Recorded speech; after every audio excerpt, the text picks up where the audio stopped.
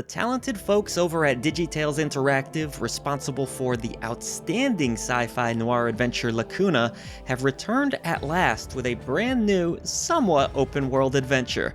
Today we are reviewing their ambitious follow-up, Between Horizons. Does this one soar to new heights, or does the Zephyr crash and burn? Let's find out in our full review. But hey, why don't you take your love of independent content to the next level? Head on over to patreon.com/idreamofindiegames and you'll gain Discord access, early ad-free shows, shoutouts at the end of every video we produce, and even free games depending on the tier you select. Your new indie gaming community is waiting for you. Lacuna was a game that was special for many reasons. Interesting characters you fell in love with, a fascinating setting that felt rich with lore and lived in, heightened by a captivating emotional soundtrack and sleek detective-style gameplay.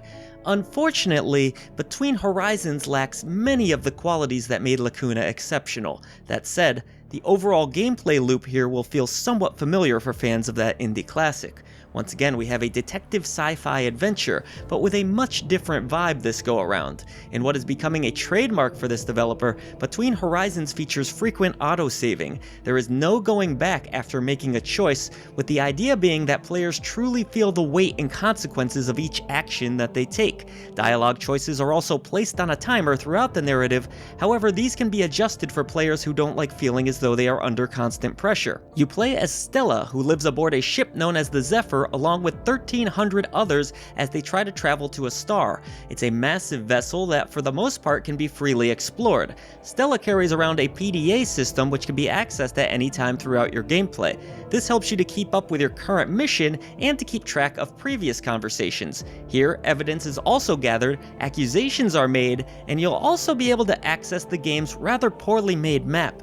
The PDA in general feels pretty sloppy in execution and wasn't all that fun to have to constantly interact with. Pulling up a dull-looking menu constantly that needs to be scrolled through gets old in a hurry. This isn't helped by a fast travel system that dumps you off in the general area that you've selected, but not the proper destination.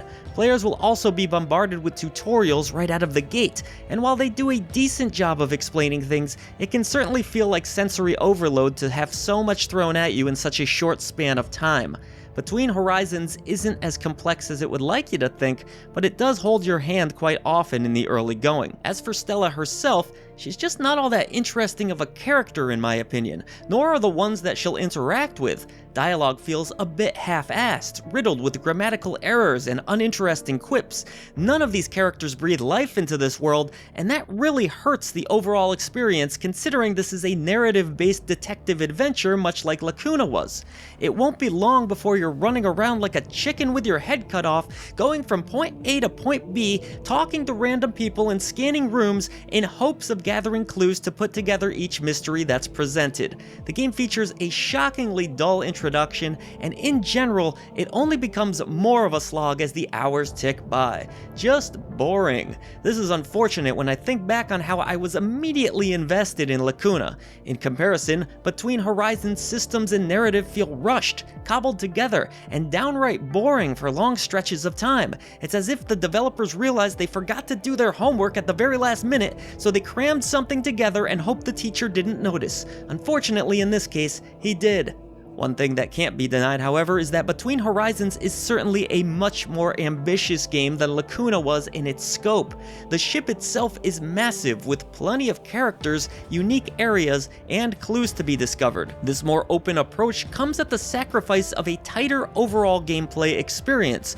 My screen also juddered about at times, and glitches were plentiful. At one point, I was walking on air, and in another instant, I was able to walk off the screen entirely. The lack of polish is shocking at times. The evidence system is also very confusing, and that's putting it lightly. I had so many damn clues that my head was spinning. Players will find so many different clues that Between Horizons just becomes a cluttered mess of menu navigation, confusing maps and elevators, and what feels like an endless slew of aimless wandering. I might be able to forgive some of the gameplay shortcomings if the actual game could hold my interest, but it loses the battle there too. The gameplay loop becomes so bland that I no longer cared about finding the correct answers to solve cases or navigating the Zephyr, and I really just couldn't care about a single person aboard this ship. And yet, despite my distaste for how Between Horizons played, I can't deny I greatly enjoyed the visual presentation when it was functioning properly. A lovely mix of 2D and 3D full of charm and well-detailed character sprites. I wasn't a fan of the dialogue boxes and menus, but overall I did quite like the art direction. And while the soundtrack is decent, these compositions really aren't as good as the masterful ones that were on the Lacuna OST.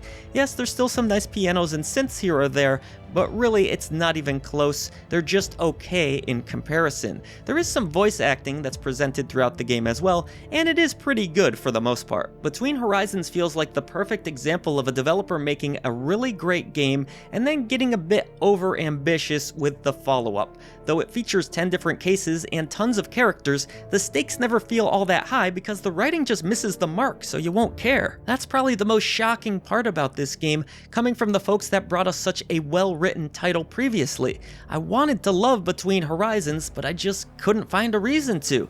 And while some patches may replace the many bugs and hitches, it'll be hard to fill it with the energy that it so desperately needs. Instead, we have a really boring slog that has lots of different ways to play through, but no path leads to fun. I sadly have to award this one, I can't believe it, the Indie Krampus. Ha!